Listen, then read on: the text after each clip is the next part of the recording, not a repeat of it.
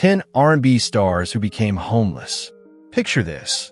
The same voices that once ruled the airwaves, filled sold-out arenas, and defined the rhythm of love and heartbreak. Now sleeping in cars, crashing on friends' couches, or wandering the streets with nothing left but echoes of their former glory. These weren't just singers. They were legends, architects of a sound that built generations. But behind the platinum records, award shows, and flashing lights, there hid a darker truth. One of loss, betrayal, and devastating downfall.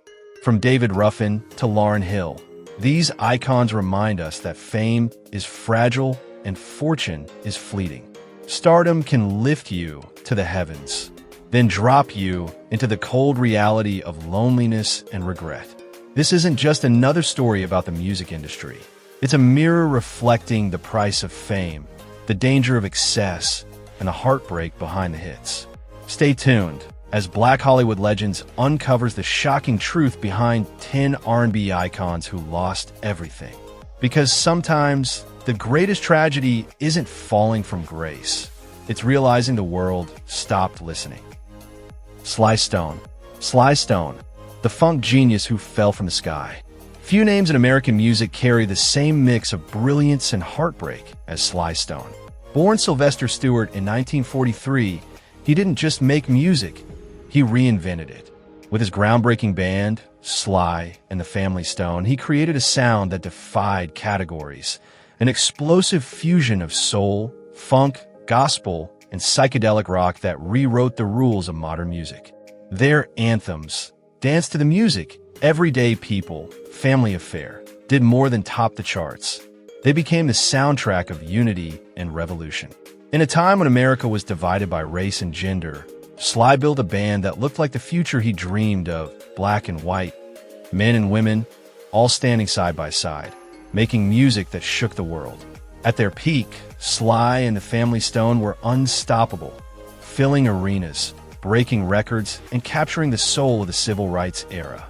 But behind the bright colors and roaring crowds, darkness was quietly growing.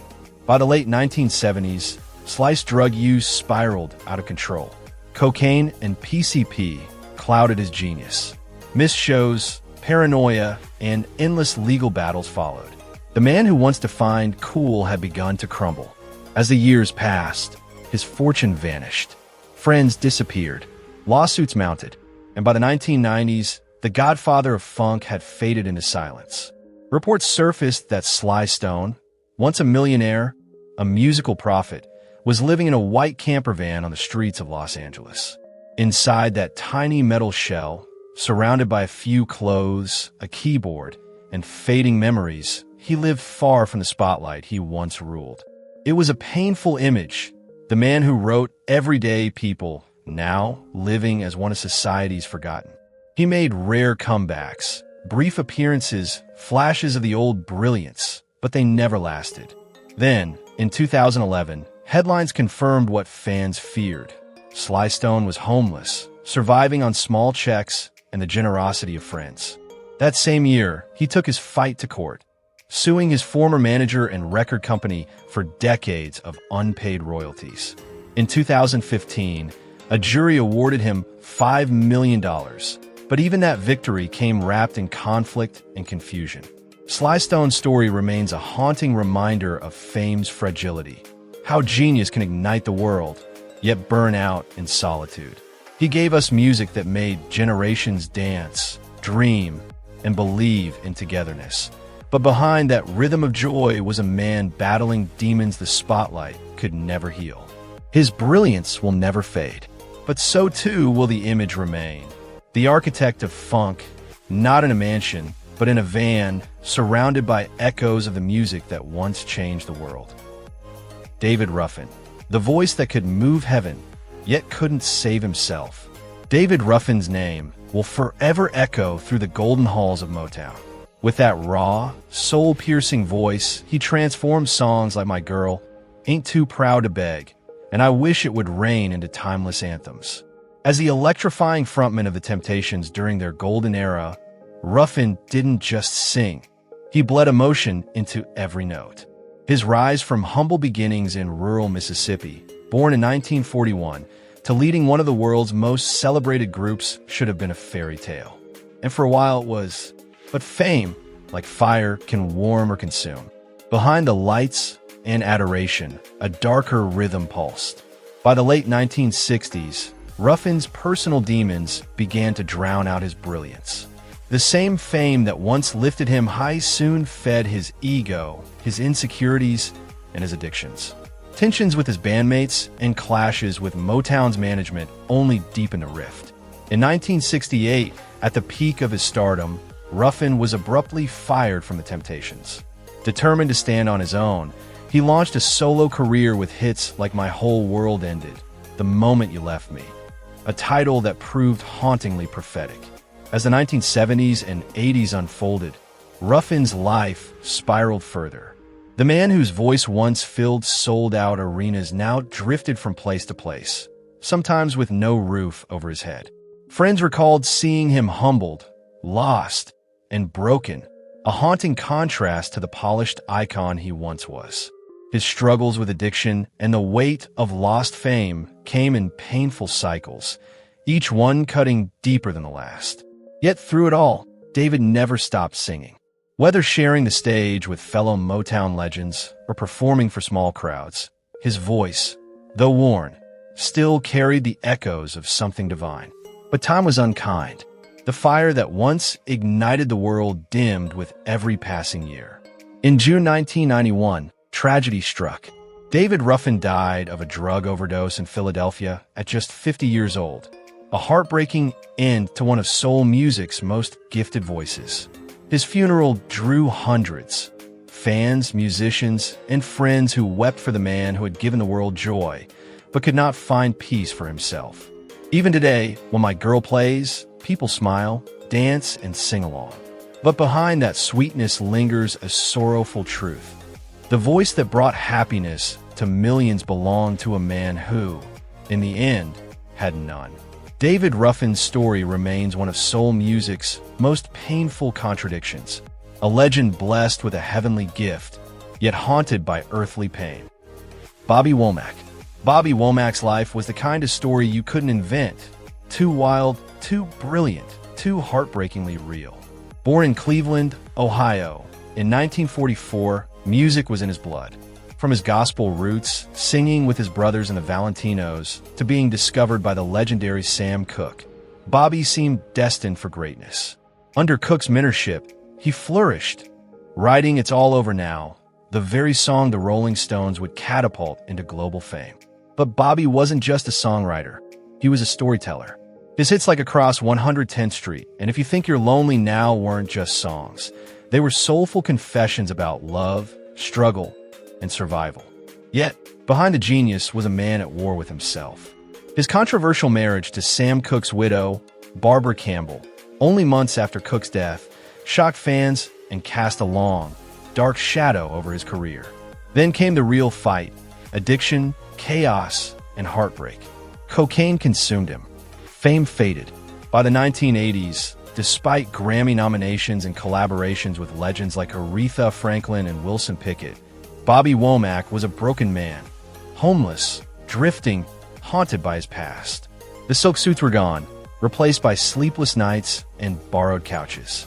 Still, the fire never completely died. In the late 80s, If You Think You're Lonely Now pulled him back from the edge. Years later, Quentin Tarantino's Jackie Brown reintroduced Across 110th Street to a new generation, and his collaboration with Damon Albarn of Gorillaz on Stylo proved his voice still carried the same electric soul. But time and pain had left their marks. Diabetes, cancer, and early Alzheimer's shadowed his final years. Yet in 2012, he released The Bravest Man in the Universe, his final, fearless masterpiece. It was a raw, haunting farewell from a man who had nothing left to hide. On June 27, 2014, Bobby Womack's voice fell silent at age 70. But his spirit never did. He left behind more than music. He left truth, passion, and the echo of a soul that refused to surrender. His story is proof that genius and tragedy often walk hand in hand, and though stars may fade, their light keeps burning long after they're gone. Cuba Gooding Sr., the soul behind the song. Cuba Gooding Sr. was more than a singer. He was the sound of an era. Smooth, soulful, and unforgettable. Born in Harlem in 1944, he rose to fame in the 1970s as the magnetic frontman of The Main Ingredient, the group that gave the world timeless R&B anthems like Everybody Plays the Fool and Just Don't Want to Be Lonely. With his velvet baritone and effortless stage charm, Gooding embodied the sophistication of soul music just as it was crossing into the mainstream. He didn't just sing about love and heartbreak. He translated the emotions of a generation into melody. But time, as always, had other plans. The spotlight dimmed. Disco ruled the airwaves. Funk took center stage. And The Main Ingredient's golden years slowly became a cherished memory. Gooding kept performing, still chasing that magic. The roar of a crowd. The rhythm that once filled concert halls. Yet the music industry can be unforgiving. Without hit records or steady backing, even legends can find themselves on fragile ground. Behind the radiant smile and sharp suits, Cuba faced battles most never saw, financial struggles, personal demons, and long nights spent wondering where the glory had gone. Friends whispered of instability of a man who once sang about heartbreak, now living it in silence. Still, his passion for music never faded. Whether in small clubs or reunion tours, he gave every note his all. His legacy lived on through his children, most notably Cuba Gooding Jr., the Academy Award, winning actor who proudly called his father his greatest inspiration. Yet the final act of his life was a somber one. On April 20th, 2017, Cuba Gooding Sr. was found unresponsive in his car in Woodland Hills, Los Angeles. He was just 72. The cause, an accidental overdose, sent shockwaves through the music world. For fans, it was heartbreaking to lose the man whose voice had once wrapped their hearts in warmth and nostalgia. His story became a haunting reflection of the very songs he sang, filled with love, loneliness, and the fragile beauty of life. Cuba Gooding Sr.'s voice may have fallen silent, but his music still echoes through the decades, a timeless reminder that fame fades, but soul endures. Chico DeBarge, the soul that wouldn't stay silent. Chico DeBarge's life plays out like a bittersweet R&B ballad, melancholy, magnetic, and undeniably human. Born Jonathan Arthur Chico DeBarge in Detroit in 1966, he was part of the iconic DeBarge dynasty that defined the sound of 1980s R&B with silky harmonies and timeless grooves like Rhythm of the Night. But Chico wasn't content being one of the DeBarges. He wanted his own voice, his own truth. And when Talk to Me dropped in 1986, it was clear this wasn't just another family act. His voice carried both vulnerability and danger, polished by pain and promise. For a moment, it felt like destiny was calling. But success came with a dark price tag.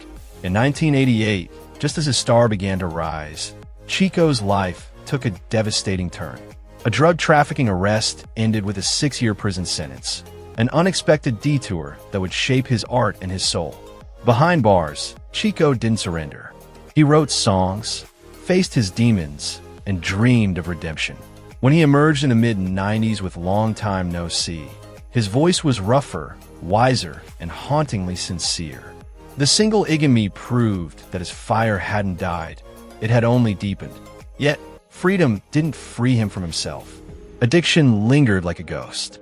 Through the late 90s and 2000s, Chico's life became a painful loop of arrests, rehab, relapse, and regret.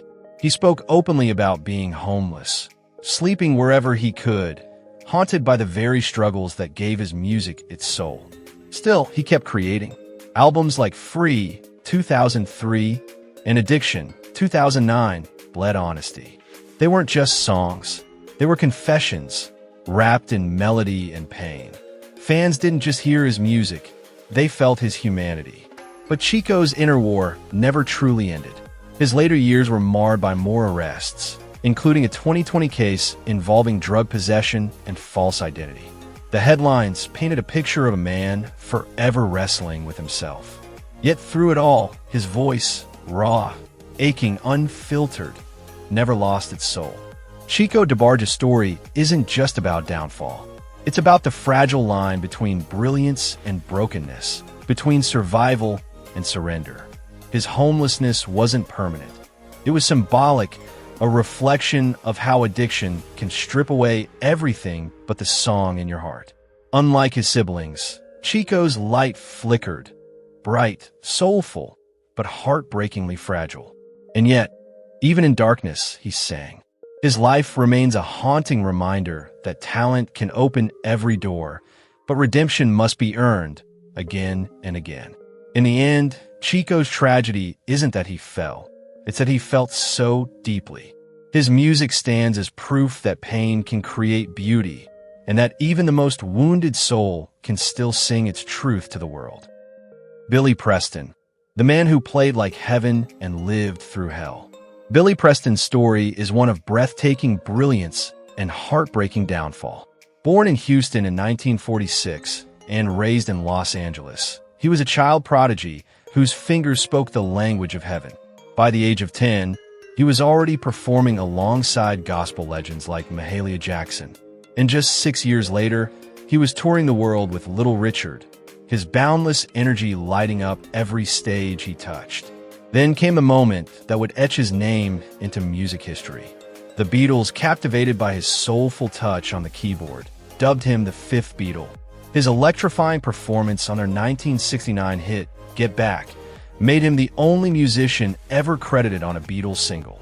From there, Billy's genius seemed unstoppable, playing with the Rolling Stones, Aretha Franklin, Eric Clapton, and Ray Charles. And when he wasn't backing legends, he was one, with his own hits like Nothing from Nothing and Will It Go Round in Circles. But behind the radiant smile and joyful rhythm was a man quietly unraveling. The fame, the fortune, the endless spotlight, they came with a heavy price. Cocaine and alcohol became his silent companions, draining his peace and his fortune. By the 1980s, the same man who had once played for millions was sleeping on couches, drifting between homes, and surviving on the kindness of friends. The 1990s brought darker storms, legal troubles, fraud charges, and public humiliation. The applause faded, the lights dimmed, and Billy found himself fighting battles that no Grammy could fix. Yet through illness, addiction, and heartbreak, his spirit refused to die. He kept recording, kept performing, kept pouring his soul into every note, collaborating once again with Eric Clapton, and even appearing on the Red Hot Chili Peppers Stadium Arcadium sessions, reminding the world that true artistry never fades. In 2006, at just 59 years old, Billy Preston passed away after complications from hypertension and kidney failure. But his music, his spirit, still plays on. He left behind more than records. He left a legacy. The legacy of a man who smiled through pain, turned struggle into melody, and proved that even when life breaks you, music can still make you whole. Lauryn Hill. Lauryn Hill's rise in the 1990s wasn't just a success story. It was a cultural awakening. Born in 1975 in South Orange, New Jersey, she burst onto the scene as part of the Fugees, the revolutionary hip-hop trio that redefined what conscious music could be. Their 1996 masterpiece, The Score, didn't just sell over 17 million copies. It became a soundtrack for a generation and catapulted Hill into global superstardom. 2 years later, Lauryn stood alone and unstoppable with The Miseducation of Lauryn Hill, an album that transcended genres and emotions, blending soul, reggae, and hip-hop into something spiritual. The record swept the Grammys, earning 5 awards, including Album of the Year, and cemented her as one of the most poetic and powerful voices of her time. She sang about love, faith, and self-worth with unfiltered honesty. Her art didn't just entertain, it healed, challenged, and awakened. But fame is a double-edged sword.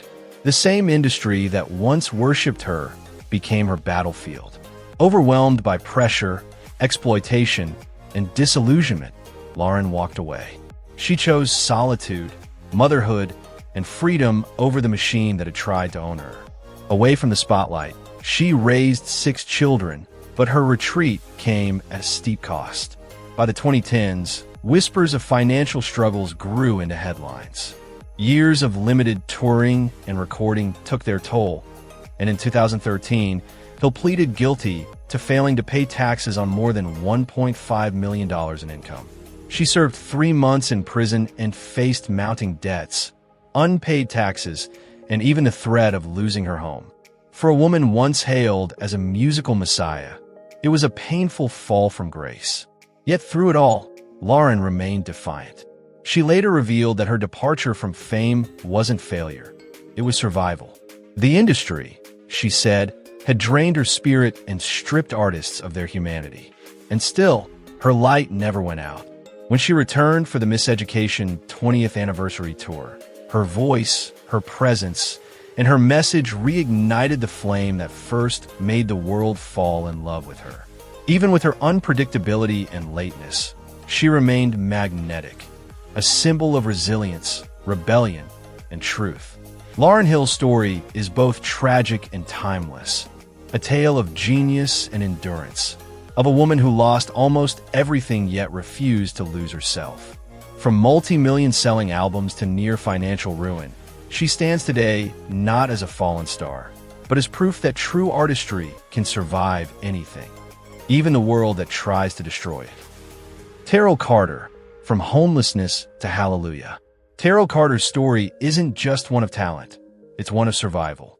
Born in Buffalo, New York in 1971, he grew up surrounded by the hum of gospel choirs and the steady heartbeat of faith. His voice, rich, soulful, commanding, would one day fill concert halls and TV screens across America. But before the applause, before the fame, came years of struggle and silence. His big break arrived when Tyler Perry cast him in hit stage plays like Medea's Class Reunion and Meet the Browns. Audiences were captivated, not just by his powerhouse vocals, but by the raw emotion he carried into every scene. Hollywood soon took notice. Roles on television shows like Empire proved that Carter wasn't just another singer who could act. He was a storyteller with a past that shaped every performance. Yet behind the bright lights was a man who once had nowhere to sleep. In his early days, Terrell was homeless, sleeping in libraries, churches, and public buildings, carrying everything he owned in a single bag. Those who knew him back then remember a man who sang through the pain, who prayed through the hunger, and who never let humiliation silence his hope.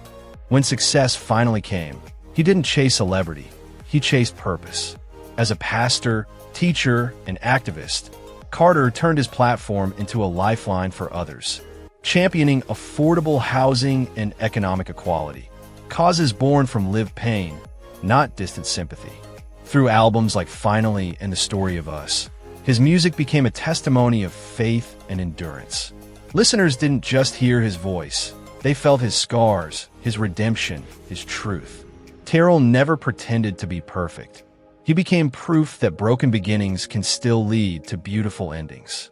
From sleeping on cold streets to commanding the stage with grace and power, Terrell Carter stands as a living reminder that hardship doesn't define you, it refines you. His life is a sermon in motion, showing that when the world turns its back, faith can still open doors no one else can close. Michelle Liu, the voice that broke the silence. Michelle Liu burst onto the late 80s music scene with a voice that could stop time. When she spoke, her tone was soft and girlish. But when she sang, it was thunder, powerful, raw, unforgettable. Born in 1970 in Los Angeles, she became one of the most distinctive voices in West Coast R&B. Her 1989 debut album, Michelle, released under Ruthless Records, went platinum with chart-topping hits like No More Lies and Something in My Heart. Almost overnight, she was crowned the first lady of hip-hop soul, working alongside giants like Dr. Dre and Suge Knight. But behind the platinum plaques and glossy magazine covers was a life marked by pain. Michelle Liu endured years of physical and emotional abuse from both Dre and Knight. Nights of fear, broken bones, and black eyes that no makeup could hide. The violence was followed by betrayal, unfair contracts, stolen earnings, and a constant sense of danger left her fighting just to stay afloat. There were times she had nowhere to go, sleeping on couches, staying with friends, doing whatever it took to survive. Yet out of that darkness, Michelle Love found her light. She transformed her trauma into truth, becoming a fearless advocate for survivors of domestic abuse. She spoke openly about how violence, financial control, and instability are all part of the same chain that traps women in silence. Her story reached a new generation through the 2016 Lifetime biopic Surviving Compton. Dre, Suge, and Michelle, raw, unflinching look at the pain behind the music. Today, Michelle Liu continues to perform, her voice carrying both heartbreak and healing. Proof that even the most shattered souls can rise again. Her journey isn't just a cautionary tale about fame and power. It's a story of survival, reminding us that even those who once ruled the charts may still be fighting for something as simple and sacred as a safe place to call home. Alexander O'Neal, the voice that refused to fade. Alexander O'Neal didn't just sing R&B in the 1980s, he defined it. Born in 1953 in Natchez, Mississippi, and raised in the gritty streets of Chicago, he carried both Southern soul and street survival in every note he sang. When he moved to Minneapolis, destiny placed him in the heart of a musical revolution. There, he crossed paths with the legendary duo Jimmy Jam and Terry Lewis, a meeting that would change his life forever. Together, they sculpted a sound that traveled across oceans and decades. With albums like Hearsay, 1987, and All True Man, 1991, O'Neal gave us timeless classics, Fake, Criticize, and the hauntingly beautiful If You Were Here Tonight. His voice, equal parts velvet and fire, made him a star, especially in the UK, where fans crowned him one of soul music's true kings. But behind the spotlight was a man waging silent wars. Growing up in poverty left scars that fame could never heal. Addiction, unstable finances, and the pressure to stay relevant haunted him long after the applause had faded. He once admitted to sleeping on relatives' couches, fighting to stay afloat while the industry moved on. Yet, unlike many who hide behind glamour, O'Neal faced his demons head-on. His raw honesty became his signature, proof that success doesn't erase struggle, it only exposes it. Even through the storms, he never stopped performing. British audiences never stopped loving him. He even appeared on Celebrity Big Brother, still carrying that same soulful flame that once filled stadiums. But his story is also a sobering truth. Fame is fragile, and even platinum artists can find themselves just one step away from the streets. Now in his 70s, Alexander O'Neal speaks openly about redemption, resilience, and truth. His journey stands as both a warning and an inspiration, a reminder that the distance between stardom and survival can be heartbreakingly thin. And as we remember R&B legends who once ruled the stage but later faced homelessness or hardship, from David Ruffin's tortured brilliance to Lauryn Hill's battles with financial chaos, one truth cuts deep. Fame fades, but humanity remains. So what do you think? Should the music industry do more to protect its legends? Or are these downfalls an inevitable part of fame's cruel rhythm? Share your thoughts below, only on Black Hollywood Legends.